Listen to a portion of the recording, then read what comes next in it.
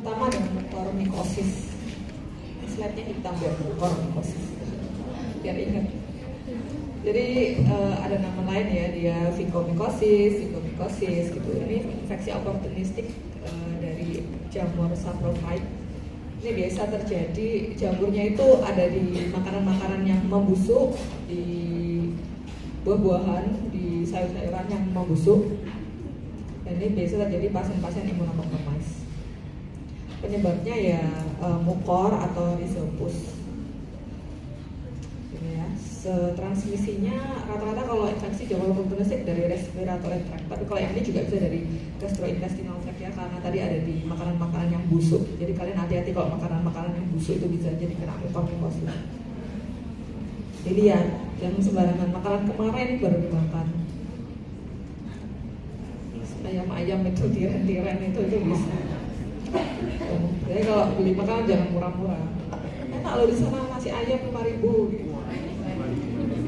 Ada yang gitu kan, apa ayam apa di tit itu murah banget ya, dikitit. Murah banget, aku ini tiran apa sih, murah banget. Beli ayamnya aja mahal. Dikitit yang rumah itu sukanya gacot itu kan murah banget ya. Takut kena mukor. Ini ya underlying disease ya. Jadi diabetes mellitus tidak terkontrol, terus neutropenia, pokoknya penyakit yang serem lah, acute renal failure gitu ya. Drugs juga kalau konsumsi kemoterapi ya, kortikosteroid, transplant gitu, lokal trauma, kondisi malnutrisi gitu. Tapi sih, maksudnya mukor ini termasuk yang jarang lah kalau saya percaya kalau masuk FKG harusnya nggak sampai terkena mukor. Jadi biasanya ini di kondisi-kondisi yang menengah ke bawah banget gitu ya, yang karena kan kita juga punya antibodi ya di tubuh gitu. Selama imunitasnya baik, harusnya juga meskipun masih makan busuk-busuk sedikit-sedikit masih nggak apa-apa. Ya kan nggak cuma karena saya juga makan itu kadang-kadang busuk-busuk. Karena nggak tahu kan, saya roti disimpan di meja nggak tahu punya siapa, harus makan nggak enak. Tapi dia ya aku udah jamuran, wes kadung. Paling diare aja kan, nggak nyampe sampai mukor. Kecuali makan kayak gitu terus-terusan gitu, terus kondisi imunnya jelek, malnutrisi banget, yang terus kurus-kurus ya kayak mungkin di kondisi Indonesia Timur mungkin ya. Kondisi Indonesia Timur banyak sih ini. Saya dulu kan di NTT, jadi ada sih nggak banyak juga yang terjadi yang kena mucormycosis. Dan ini kalau udah kena mucormycosis ini serem ya, udah prognosisnya cukup buruk. Jadi udah, karena dia kan kondisinya imunokompromis, jamurnya udah sampai menginvasi luas, ya bisa menyebabkan kematian. Untuk pemeriksaannya ya sama ya dengan HPA. Karena kan terus jaringannya tadi kan nekrosis, jadi treatmentnya ini harus banyak gitu ya. Pertama dari yang tadi underlying disease-nya itu harus dirujuk untuk mengobati penyakitnya, dia apa yang menyebabkan dia imunokompromis penyakitnya. Terus habis gitu karena dia sudah ada nekrosis dari jaringan, jadi harus dilakukan pembedahan. Selain juga dari dokter gigi dilakukan pemberian anti jamur. Dan anti jamurnya kalau yang sudah mucormycosis ini udah nggak bisa pakai per oral ya, kadang harus pakai intravenous. Nah, ini ya treatmentnya gitu ya, dengan interest pakai oksigen, terus ini lah susah-susah treatmentnya. Prognosisnya buruk kalau mucormycosis. Nah, terus berikutnya ada Noma ini juga sama ya, mirip mucormycosis, gangren parah, terus dia juga sampai ke jaringan lunak dan sampai ke tulang gitu. Ada nama lainnya banyak ya, cancer gangrenostomatitis, nephrotistomatitis. Penyebabnya Fusobacterium nephrophorum, Fusobacterium nucleatum, dan banyak yang lain. Ini juga sama terjadi biasanya karena kemiskinan. Jadi kekurangan gizi, terus penyakit-penyakit seperti TBC, difteri, gitu ya, kebersihan rongga mulut yang buruk, AIDS terutama ya, itu yang sering. dia sudah sampai merusak tulang. Ini juga prognosisnya jelas buruk, sama seperti tadi. Terus berikutnya infeksi Stachybotrys. Namanya kayak keren ya, Stachybotrys, tapi penyakitnya nggak keren. Ini penyakit infeksi respiratori karena Stachybotrys mycotoxin gitu. Biasanya ini terjadi di tembok yang jamuran. Coba lihat kamar kos kalian itu, jamuran nggak itu temboknya, isinya mycotoxin Stachybotrys. Biasanya itu terjadi di pekerja-pekerja bangunan gitu ya, yang terus terpapar. Ya ini kan terjadi di gedung-gedung yang dia lembab, yang pekerja-pekerja yang bocor pipa-pipanya. Nggak cuma pekerja ya, berarti kan kayak anak kos ya bisa. Ini di buku aja pekerja, dia nggak tahu kalau di Indonesia itu di kosannya lembab semua. Jangan mau ya kalau tinggal di kosan lembab ya. Kayaknya oh ya sama yang kayak itu loh. Kayaknya bagus karena di apa itu kertas wallpaper. Itu di baliknya wallpaper tuh biasanya jamur. Makanya saya produk anti wallpaper. Karena baliknya wallpaper itu lembab, isinya antibiotik. Ini jadi ini bentuk jamurnya seperti ini. Biasanya terjadi di ruangan kayak gini loh. Ini kan banyak di Indonesia nih. Tidak cuma di Indonesia, di rumahmu juga paling. Suruh kerok itu tukangnya kalau di rumah kayak gitu. Udah belajar ini infeksi bisa terhirup respiratori. Dan waksan aku kok sering izin ini sekarang sopo nggak masuk ini. Coba ada dulu. Jangan-jangan terhirup jamur. Sering sesek sopo kan ada ya kayak izin. Terus kalian kalau nggak sering aku kok sering sesek ya sesek. Jangan kena Stachybotrys, mycotoxin gitu.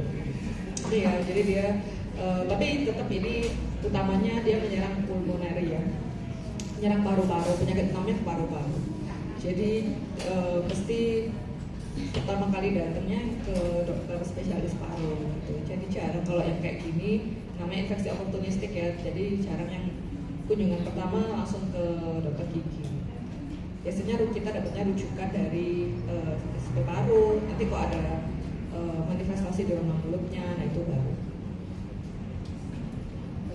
Ini ya sama ini secara subjektif ini mirip-mirip ya kalau infeksi oportunistik gitu kayak shortness of breath, severe fatigue, chronic batuk kronis gitu ya, terus sesak nafas. Lu kok di foto belum dikasih tak sama Asri?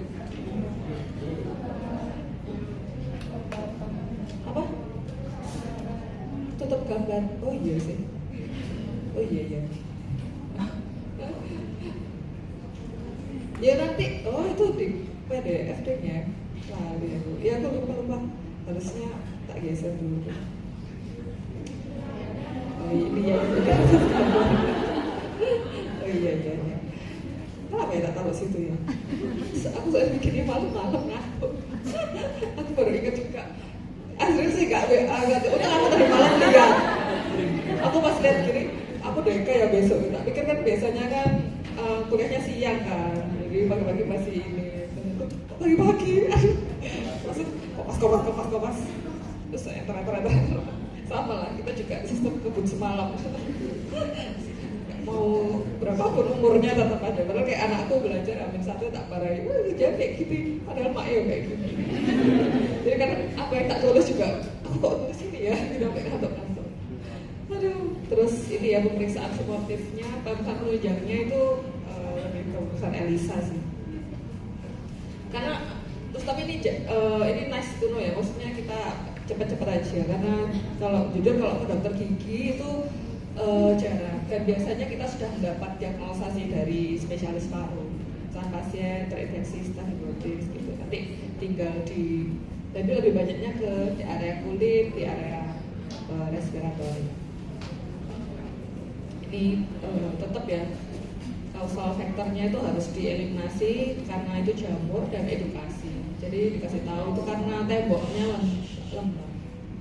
Terus berikutnya ada histoplasmosis. Ini cukup banyak tapi di US. Ya mungkin kalian nanti habis lulus tinggalnya di US. Kabur aja dulu daripada sini.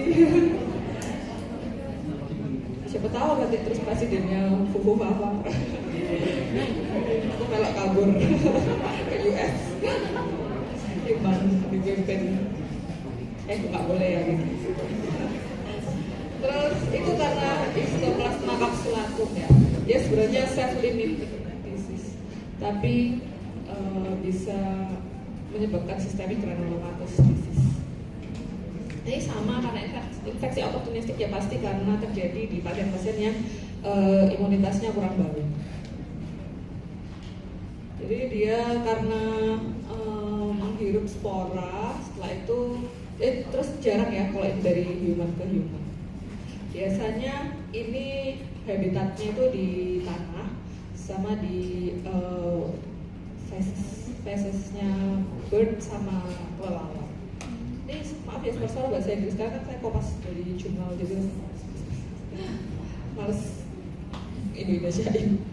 Terus ini banyaknya tapi di Amerika Latin. Padahal di sini ya banyak burung ya. Apa ya? Jarang sih memang kalau di Indonesia. Itu kalau di sana banyak banget kan. Karena terbang banget ya. Kayaknya bagus tapi tiba-tiba banyak penyakitnya. Ini bisa ada 2 varietas ya, ada kapsulatum, ada dubuisili gitu. Ini dimorfik. Ini harus dilakukan pemeriksaan penunjang. Semua infeksi oportunistik harus dilakukan pemeriksaan penunjang baru bisa didiagnosa itu jamurnya apa. Karena mirip, kalau dari subjektif semuanya mirip-mirip. Ini ya, jadi spora dari feses kelelawar dan burung itu terhirup, terus itu yang bisa menimbulkan manifestasi di bagian tubuh lain, terutama di rongga mulut. Ini langsung ke arah ini ya, kalau misalnya di rongga mulut itu dia ulcerasi yang sakit, terus mirip-mirip kayak roscommon cell carcinoma gitu. Jadi bisa di lidah, bisa di palatum, bisa di mukosa bukal gitu. Di bagian margin itu dia ada kayak menggulung atau indurasi gitu. Nggak ada yang spesifik, maksudnya nggak spesifik harus seperti ini bentuknya, nggak ada. Tapi biasanya kan disertai dengan gejala respiratori gitu. Terus kalau memang terus ternyata dia memang ada riwayat berkontak sering dengan hewan-hewan gitu ya, dengan infeksi hewan, itu bisa mengarah ke infeksi jamur oportunistik. Jadi memang tetap dengan menggunakan antifungal, terus sama pengobatan simptomnya. Kalau yang lain-lain secara sistemiknya biasanya ya ini juga sama ya, karena utamanya dia di respiratori, biasanya sudah ke spesies paru. Kita rujukan dari SP paru aja untuk pengobatan di rongga mulut. Di rongga mulutnya ya antifungal. Bedanya itu sih dengan antifungal. Karena kalau misalnya kalian cuma melihat rongga mulutnya kan pasti di sakitnya nanti triamcinolol gitu. Padahal ini pengobatannya dengan anti jamur. Bedanya gitu. Tapi sulit sulit bedain sama memang kayak stomatitis mayor. Tapi harus dengan anamnesa itu tadi. Kalau early treatment ya bagus. Tapi kalau namanya sudah menyebar ke paru-paru dan penanganannya lama ya bisa menyebabkan kematian. Terus lainnya ada cryptococcus. Cryptococcus itu infeksi jamur kronis ya, dari Cryptococcus pneumoniae. Ini juga bisa sampai ke sistem saraf, ke kulit, bisa ke rongga mulut juga. Terus ini juga sama ya, terjadi di imunokompromis pasien. Jadi kalau pasien-pasien imunokompeten itu nggak apa-apa biasanya. Makanya tadi kalau misalnya kalian sering punya ada burung di rumah, sering bersihkan fesesnya ya. Kalau kamu imunokompeten nggak apa-apa. Tapi terus kamu kena AIDS ya pasti bisa karena infeksi jamur oportunistik tadi. Ini Cryptococcus neoforma dan Cryptococcus gati. Ini sama ya dengan inhalasi ke paru-paru. Jadi utamanya tetap di paru-paru. Kok dingin banget sih. Terus ini ya sama menyerang di pasien-pasien imunokompromis, terutama di pasien-pasien infeksi ya, sama transplant itu ya, itu juga. Karena kalau transplant kan, kenapa sih transplant itu kok dikategorikan pasien imunokompromis? Karena transplant itu kita kan harus menekan, setelah transplant pasien itu harus ditekan sel imunnya dengan cara imunosupresif. Nah, karena pengobatan imunosupresif itu dia jadi terjadi imunokompromis, akhirnya mudah terserang infeksi gitu. Makanya kenapa transplant itu sering gagal ya karena itu. Ini ya utamanya kan di paru-paru ya, baru terus nanti menyebar ke bagian tubuh lainnya. Diagnosanya ini sejujurnya kalau yang di rongga mulutnya jarang, kriptokokosis ini utamanya pasti dari paru-parunya dulu. Kalau yang di rongga mulutnya biasanya juga nggak spesifik ya. Biasanya kalau di mulutnya tuh ada papula-papula seperti ini. Kalau di rongga mulutnya ya sama ulcerasi, terus seringnya nyeri, rata-rata sama, nyeri, menggulung, indurasi gitu. Berikutnya ada blastomikosis atau Gilchrist disease. Ini juga jarang, biasanya karena sering terjadi di laki-laki. Yes, ini ya jarang normal habitatnya. Ini di tanah, di sayur-sayuran, di kayu-kayuan, di akar. Nah itu kalau. Jadi biasanya menyerang di pekerja-pekerja agricultural ya, atau petani-petani. Jadi koridia yang terhirup itu masuk ke paru-paru, sama sih nanti baru menyebar ke rongga mulut. Ini sama, dia juga bukan yang ini infeksi di lungnya, ada acute pulmonary blastomycosis, mirip kayak ganasan.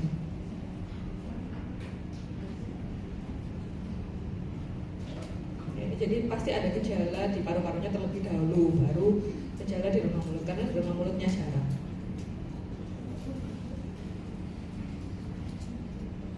Ya dia ada demam, penurunan berat badan, keluhan perkeringan di malam hari, mirip-mirip kayak TB juga. Tapi rata-rata yang semua tadi gejalanya hampir kayak gini semua. Nah ini baru yang extrapulmonary blastomycosis itu sering diputar skin, termasuk di rongga mulut. Kalau di skin biasanya sampai kayak gini ya, verrucous lesion. Jadi ulcerative with sharp border, terus ada exudatnya juga di ulcernya.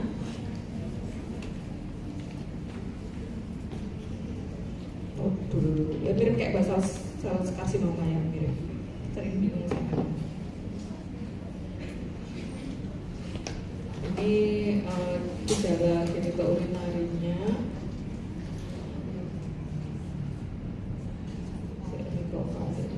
Langsung ke oral manifestationnya biasanya juga kayak gini. Gak spesifik ya, jadi memang sering di DD sama basal sel karsinoma. Cuman kita ya harus anamnesa. Terus biasanya juga sudah dirujuk dari paru. Rujukan dari paru, jadi nggak usah diagnosa masuk. Selanjutnya ada aspergillosis, itu dari jamur aspergillus. Gejalanya juga sama, mirip-mirip ya, demam, batuk, nyeri dada.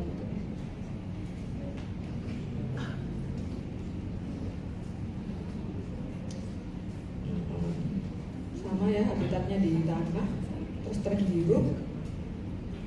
Langsung ke pemeriksaan rongga mulutnya. Ini juga nggak spesifik ya. Ini kayak gini nih, saya contoh aja ya. Contohnya ada kayak pulmonary swelling di heart valve. Tapi nggak selalu seperti ini, karena nggak ada infeksi jamur oportunistik yang memiliki klinis rongga mulut yang spesifik. Selain karena kasusnya jarang, ya dia nggak spesifik aja. Kita harus melihat anamnesa ke belakang sama gejala-gejala lainnya.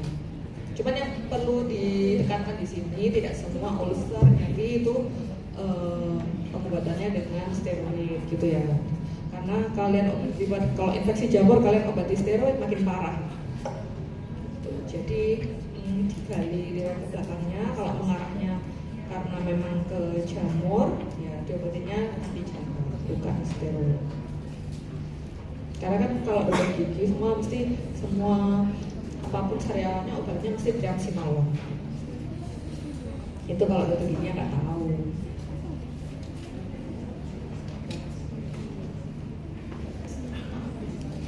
Satu infeksi bakteri.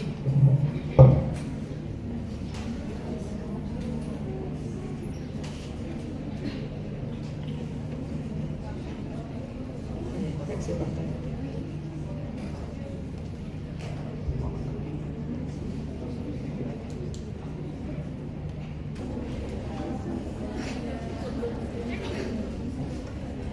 Oke, selanjutnya terakhir ya, infeksi bakteri.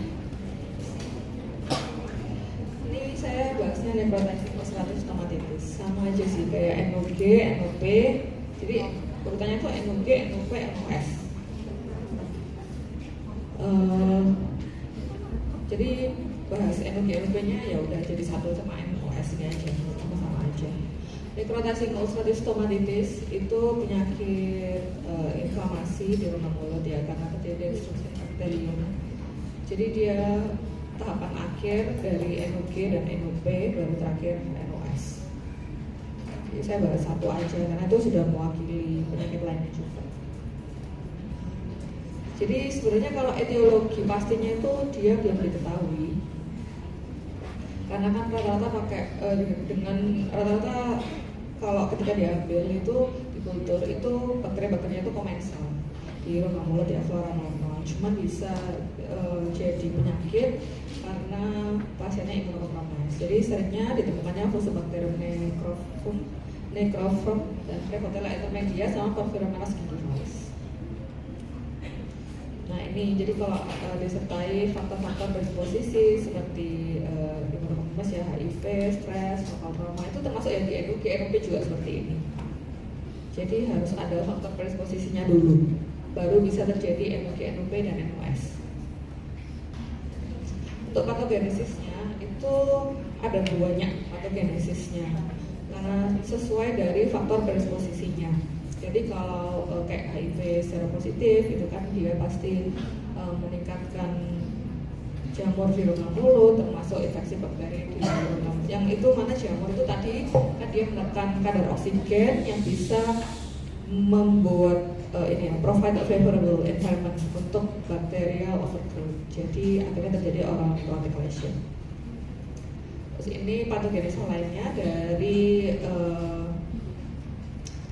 malnutrisi ya, defisiensi nutrisi gitu. Jadi kehilangan integritas jaringan, terus perubahan di ekologi dari mikrobial, disfungsi dari sistem sitokain, itu nanti dia bisa menyebabkan terjadinya infeksi bakteri. Sama di sini juga plasma kortisol yang meningkat, dia juga bisa menyebabkan terjadinya penghambatan proliferase dan migrasi dari kolagen. Ini patogenesis dari malnutrisi, salah satunya vitamin A, terus asam folat, dan masih banyak yang lain ya. Ini kalau misalkan terinfeksi virus juga, stres bisa, rokok, oral hygiene, itu semua bisa jadi perantara terjadinya infeksi bakteri. Kalau NOS ini ke painful ulcer, terus kalau misalnya NOG ya kadang ini ya nyeri di gingivanya. Kalau NOP juga keluhannya nyeri di gingiva. Terus voltage itu juga terjadi ya di NOG, NOP sama NOS. Halitosis juga NOG, NOP, NOS. Fever nggak mesti di NOG, NOP. Di sini juga nggak selalu, apalagi kalau sudah lama ya. Terus cervical lymphadenopathy, oh ya, ini karena infeksi bakteri jamur semua harus raba lymphadenopathy. KGB harus teraba lunak. Terus dia biasanya difficulty in eating and swallowing itu kalau yang sudah NOS. Tapi kalau NOG, NOP dia nggak ada keluhan apa-apa, paling cuma ada rasa logam, terus bau mulut gitu-gitu. Terus terkadang nyeri ya gitu. Tapi kadang juga nggak nyeri. Ini painful ulcer, terus ulcernya itu juga biasanya susah dibedakan ya dengan OSCC, infeksi jamur, infeksi bakteri tunggal. Oh ya, kalau infeksi bakteri ini ulcernya bukan ulcer yang berulang seperti stomatitis urticaria ya. Infeksi bakteri itu khasnya itu ulcer tunggal kronis. Jadi susah dibedakannya ya sama OSCC. Nah kayak gitu. Jadi ulcer tunggal kronis itu berarti infeksi bakteri. Nah tinggal dicari bakterinya apa. Dilihat dari riwayat ke belakang. Pemeriksaannya ya dengan pemeriksaan darah tepi lengkap itu bisa dilihat, tapi cuma melihat LED aja sih, sama melihat investigasi pemeriksaan yang lainnya karena biasanya terjadi di pasien immunocompromised. Memang paling bisa dilihat ya dengan kultur dan biopsi. Kalau yang ini perawatannya ya dengan antibiotik. Jadi beda sama yang tadi. Kalau karena jamur ya anti jamur, kalau karena bakteri ya antibiotik. Jangan kebalik. Terus berikutnya ada scarlet fever. Scarlet fever itu jarang ya terjadi. Kalau di Indonesia, kayaknya banyak terjadi di luar negeri. Biasanya terjadi di anak-anak ya 3-12 tahun. Nah ini terjadinya itu banyak di winter. Karena di sini tidak ada winter, jadi ya siapa tahu ya kalian nanti bergigi di Jepang gitu ya. Terus jadinya kan ada musim winter, jadi bisa banyak yang terjangkit scarlet fever. Jadi kena Streptococcus pyogen ya, Streptococcus botrytis juga. Diagnosisnya ini subjektif ya. Jadi ada keluhan nyeri di rongga mulut, di tenggorokan, demam, anak-anak, terus nyeri kepala, mual, muntah, sakit perut, ada eksudat. Oh terus ini khasnya tuh dia ada strawberry tongue, kayak gini strawberry tongue. Ini yang di rongga mulutnya. Pokoknya di situ, ya, bentar ini mau foto ininya. Soalnya deket tuh. Keluhannya itu di tonsil, jadi memang mirip kayak tenggorokan. Terus ada strawberry tongue itu kayak gitu. Tadi ya strawberry tongue udah lewat. Pemeriksaan penunjang ya sama smear, bisa kultur. Treatmentnya ya pakai penicillin sama erythromycin. Sekarang TB, nah ini kalau yang ini mungkin jarang di luar negeri, sering di Indonesia. Itu tuberkulosis. Itu Mycobacterium tuberculosis ya, itu bisa terjadi. Jadi TB itu sebenarnya bisa ada TB paru, ada TB non paru atau extrapulmonaria. Kalau di rongga mulut itu TB biasanya infeksi sekunder dari TB paru. Jadi ini ya karena Mycobacterium tuberculosis. Ada sih Mycobacterium lain, cuman jarang. Jadi utamanya yang sering terjadi di rongga mulut itu memang awalnya dari pulmonary tuberculosis. Itu hati-hati, kan dia itu mudah menular. Jadi kalian kalau mudah menular banget, makanya seringnya kalau ada pasien-pasien TB dia itu kalau di rumah sakit diisolasi sendiri. HIV, TB itu diisolasi di ruang sendiri, di BP. Biasanya kalian juga kan kalian dokter gigi di situ, dapat konsulan TB, oral TB gitu. Karena dipanggil, tuh udah sama perawatnya udah langsung dikasih kayak yang COVID gitu kan. Jadi harus lengkap plus masker N95 gitu, lengkap ininya juga proses sterilisasi seperti kayak untuk COVID itu di ruangan sendiri yang kebetulan mungkin kok sekarang udah banyak ruangan kayak gitu ya, karena kan habis COVID ya banyak yang dibangun ruangan-ruangan steril seperti itu. Kalau dulu ada satu ruangan, tapi kayak sekarang sih masih sih satu ruangan khusus masih ya untuk TB sama HIV. Nah sekarang mulai kendor lagi kan sterilnya, dokter kan cuma ya udah gitu aja, masker selapis. Kalau yang di sini wajib N95. Merawat inapnya juga beda. Ini bisa pemeriksaannya dengan PTA positif, dengan pemeriksaan penunjang nanti PTA positif. Ini kan oral manifestasinya ada primary infection, ada secondary infection, tapi jarang primary. Kalau primary berarti dia cuma di rumah mulut, di tempat lainnya nggak ada, itu jarang. Seringnya sudah ada keluhan di paru-paru, di TB lain ya, pokoknya di luar oral, terus muncul manifestasi di rumah mulut, jadi secondary infection. Karena ya di transmisinya kan airborne. Ini secara lokal, jadi untuk mendiagnosanya gimana, kalian bisa anamnesa. Jadi dia ada riwayat batuk lebih dari 3 minggu. Ayo siapa yang batuk lama. Terus kalau melakukan sputum terkadang bercampur darah, langsung batuk semua sih. Nggak pakai masker. Terus nyeri dada, sesak nafas gitu. Terus secara sistemik ada demam, berkeringat di malam hari, nafsu makan menurun, penurunan berat badan. Jadi jangan sombong bagi yang berhasil diet. Siapa tahu kamu penurunan berat badan karena TB. Terus tampak pucat gitu ya, udah lelah. Cuma kalau sekarang itu kayak banyak juga sih yang nggak ada keluhannya ya, karena nggak tampak gitu loh keluhannya. Itu yang patut diwaspadai. Apalagi kalau punya anak kecil. Nah, anak kecil itu sering banget tertular TB. Makanya sekarang kayak misalkan berat badannya nggak naik, itu kan langsung periksa mantuk gitu. Karena ternyata tertular dari supirnya, pembantu di rumah, itu juga bisa. Karena dia nggak ada keluhan secara sistemik. Ini kalau intraoral, lesi, ulcer, tunggal, jarang multiple, itu lebih jaringan nekrotik, keabuan, ada indikasinya, pokoknya ulcer tunggal kronis lah gitu. Jadi macam gini ya, ulcer tunggal kronis. Ada sih tapi yang multiple juga, tapi jarang. Pemeriksaan menunjuknya ya dengan mantox, kalau mikroskop dengan BTA positif dan BTA negatif. Terus kalau X-ray torak itu untuk melihat paru, tapi kayaknya kalau kalian percuma ngerujuk karena kalian masih nggak bisa baca. Terus hematologi cukup dengan pemeriksaan LED, kalau LED meningkat kan, tapi nggak spesifik ya. Kalau yang spesifik ya mantox ini, BTA positif, BTA negatif. Nanti kalau misalnya perlu, kok ada batu-batu, ada baru kalian terus rujuk ke paru, biar paru yang merujuk X-ray torak. Ya kalian nggak apa-apa sih X-ray torak, terus nanti pas balik langsung rujuk paru gitu. Pokoknya terlihat tampak gambaran putihan diffuse gitu kan, itu boleh langsung rujuk paru. Suspek TB gitu, kayaknya padahal kayak semoga.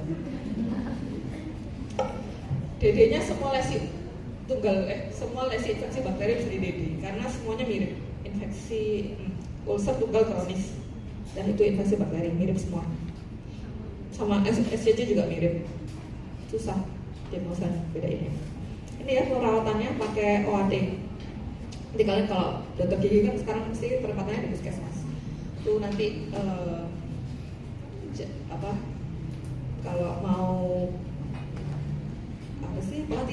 pelatihan lebih lanjut dokter gigi itu bisa gitu. Jadi ikut tim TB di puskesmas gitu. Nanti kalian juga membantu pemberian OAT. Karena di puskesmas itu juga kekurangan orang ya, terutama untuk yang ngurusi TB ini. Karena TB itu banyak ininya, jadi harus didata, terus harus laporan rutin gitu. Terus pengobatannya kan gratis ya dari pemerintah. Kita juga harus ini mendata-data terus gitu loh. Jadi sampai kadang kalau saya kekurangan tenaga kesehatan ya dokter giginya ikut di pelatihan. Jadi apalagi kalau nanti di luar Jawa. Kalau kalian keluar Jawa nanti gitu. Karena saya dulu sudah Jawa. Jadi gitu. Terus kalau terapi di rongga mulutnya ya ini ya dengan mengobati gejala nyerinya aja, dibantu pengobatan gejala nyerinya.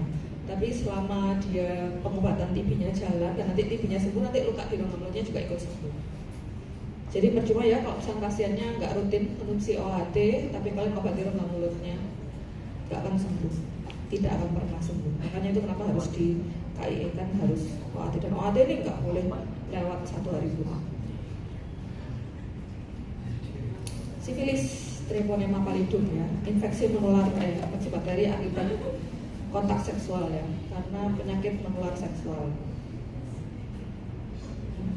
Makanya jangan bergonta-ganti pasangan. Oh tapi ini juga bisa ditularkan ya dari ibu ke janin. Sifilis ada 3 tahapan secara garis besar ya. Sifilis primer, sekunder, tersier.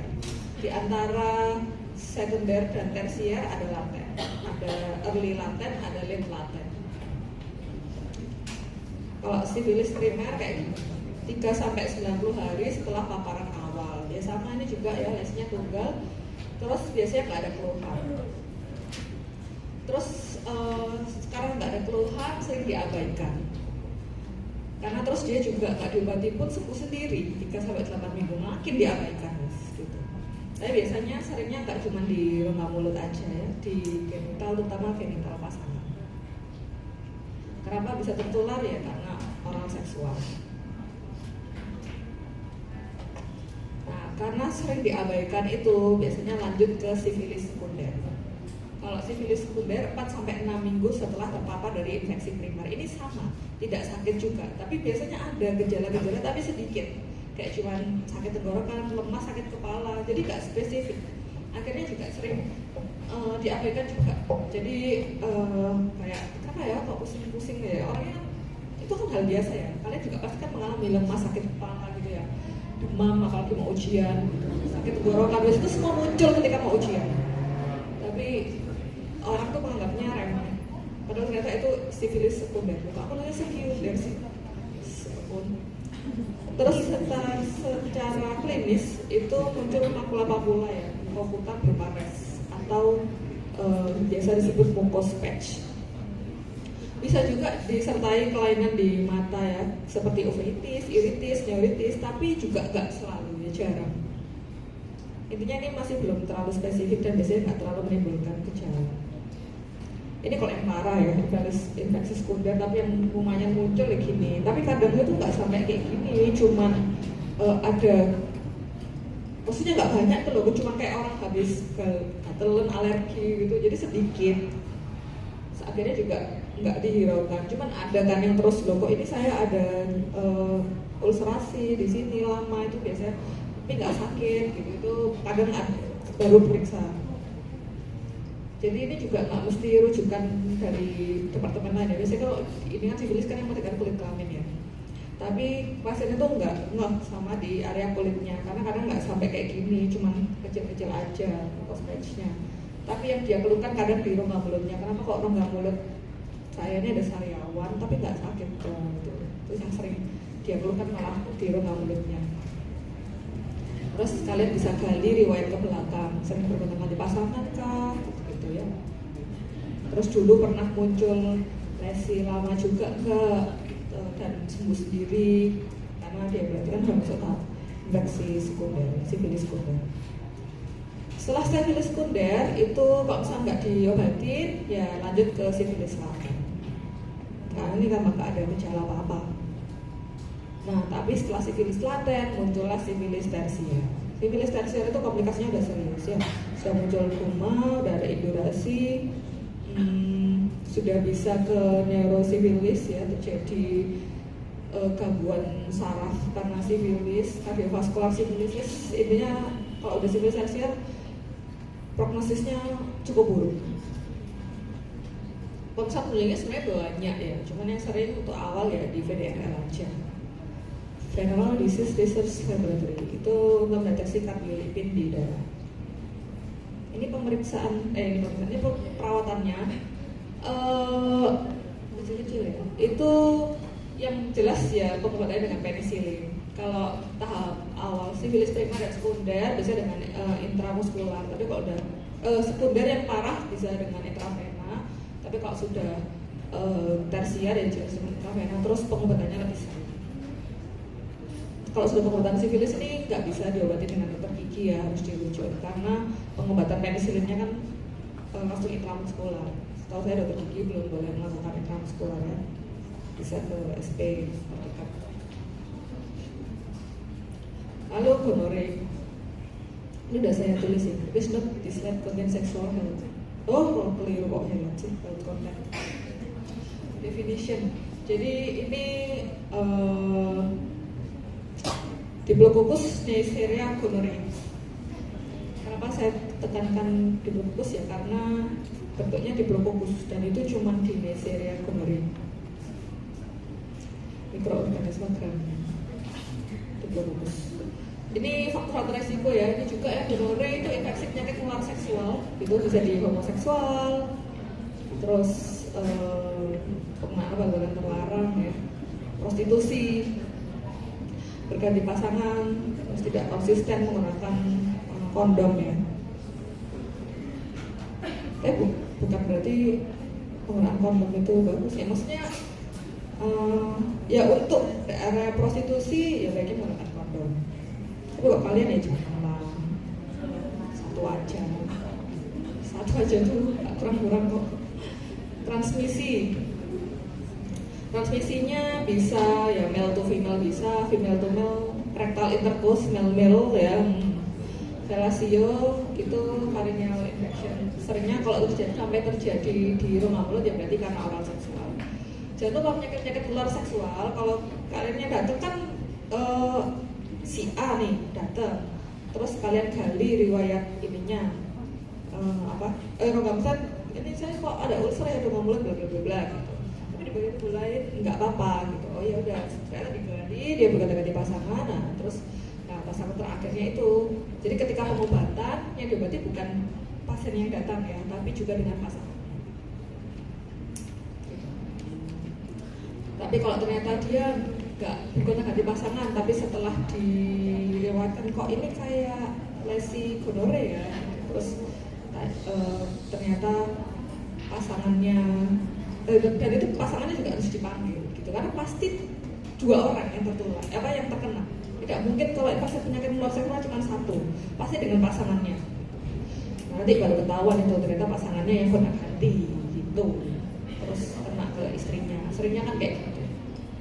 Makanya kita biasanya manggilnya itu sendiri-sendiri. Jadi misalkan yang datang istrinya, terus ada keluhan di rongga mulut sama di genital gitu. Seringnya sih memang pasti ada keluhan dua ya, di genital dan di rongga mulut. Terus digali, loh kok bisa ada dua? Kalau udah ada dua kan pasti penyakit menular seksual kalau mesti bersamaan. Terus dan apalagi terus ulcer tunggal kronis gitu ya. Dia bilang, loh saya udah menikah sama itu aja, saya ibu rumah tangga di rumah aja, habis itu kayak gitu kan sakno ya. Kita tapi sudah tahu kok itu pasti infeksi penyakit menular seksual. Sudah dia suruh keluar, nanti besok atau kontrol pasangannya kok harus dibawa, suaminya diajak ya bu, ada yang mau disampaikan. Nanti yang si pasiennya boleh di luar, terus kita gali itu kita hakim itu si suaminya. Enggak, ibunya ini sampai kena kayak gini gara-gara Anda. Tapi ya enggak gitu, maksudnya awal tetap bapaknya juga ada keluhan enggak, ternyata kan biasanya ada juga. Tapi biasanya kalau bapak kan nggak di rongga mulut ya, kadang seringnya kan lebih ke yang perempuan. Terus oh iya saya juga ada keluhan gitu, terus berapa baru digali dewan. Nah itu resiko belakang. Terus seperti lama-lama baru nanti kita kasih kode-kode ke istrinya itu ganti-ganti. Tapi itu jujur susah sih untuk bilang seperti itu, karena pasti itu menimbulkan keretakan rumah tangga. Jadi kalian itu membuat keretakan rumah tangga itu bisa banget, karena menemukan perselingkuhan di dalam rumah tangga dari rongga mulut. Sangat kan?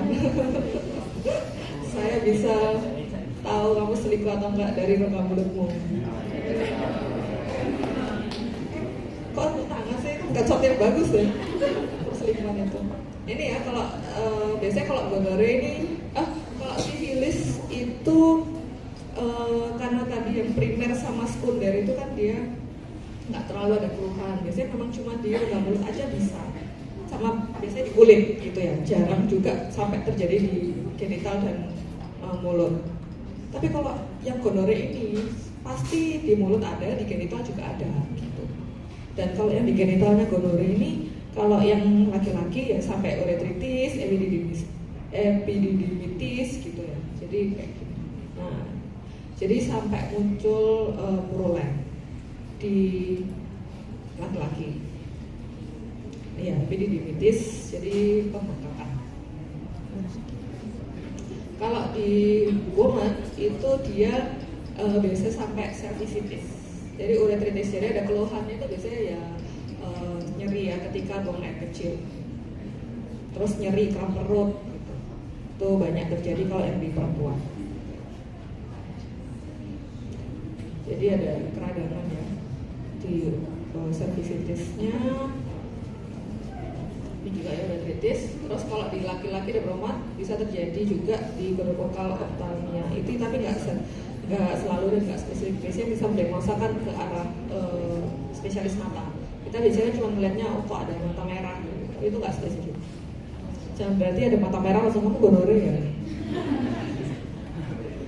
Nah ini orang manifestasi ini bisa ya ini bisa merupakan gonore, bisa juga hanya TK yang kemarin pernah saya sebutkan ya, TK karena orang seksual. Nggak mesti. Harus ditanyakan juga di genital. Nah ini kalau gonococcal stomatitis, jadi infeksi bakteri tunggal infeksi bakteri tunggal kronis. Terus ada limfadenopati, tapi jarang sih memang. Ini di rongga mulutnya juga bisa terjadi seperti ini ya, di bibir dan di lidah. Pemeriksaannya dengan gram stain dan kultur. Ini ya, jadi muncul gram negatif intraseluler diplococcus. Jadi bentuknya khas. Ini bisa dikultur, ini medianya. Treatmentnya ya antibiotik, cefixime, ceftriaxone, cipro, oflo. Bisa kalau ini terutama ya di partner management, jadi nggak cuma pasiennya tapi partnernya juga diobatin yang sama. Ini kalau ke arah ibu hamil ya, tak boleh gunakan sama tetrasiklin, alternatifnya dipakai cephalosporin. Sudah. Kalau sekali saja. Ada pertanyaan?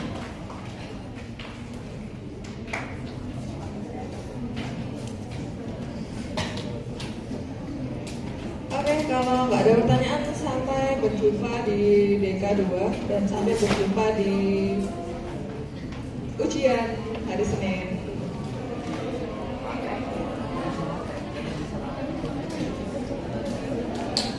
Oke, saya akhiri ya kuliah hari ini. Semoga bermanfaat ya. Wassalamualaikum warahmatullahi wabarakatuh.